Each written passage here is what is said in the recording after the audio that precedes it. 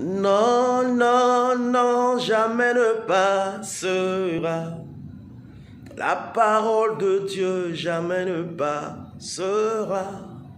Non, non, non, jamais ne passera. La parole de Dieu jamais ne passera. Les biens que tu vois aujourd'hui passeront, mais la parole de Dieu jamais ne passera. Non, non, non, non, non, jamais ne passera. La parole de Dieu jamais ne passera. Oui, la parole de Dieu ne passera jamais. Ton père que tu vois aujourd'hui, un jour va passer. Ta maman que tu chéris aujourd'hui, un jour passera. Ton époux, ton épouse aujourd'hui, que tu vois, que tu chéris, un jour passera. Tes enfants, un jour passeront. Mais la parole de Dieu ne passera jamais.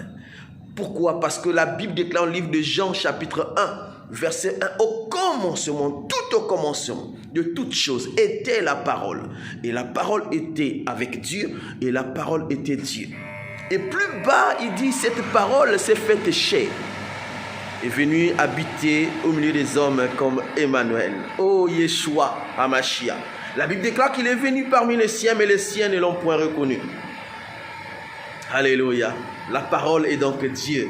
La parole, c'est la puissance de Dieu. La parole, c'est la présence du Seigneur au milieu des hommes que nous sommes. Oh, quelle gloire, quelle puissance. La parole de Dieu. C'est pourquoi, mon frère, ma soeur, nuit et jour, comme il a dit à Josué, médite-le.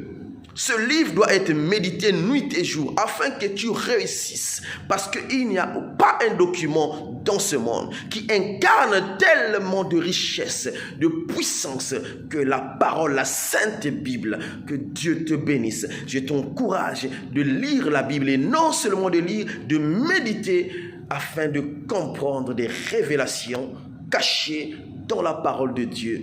Que Dieu te bénisse parce que la parole ne passera jamais. Hosanna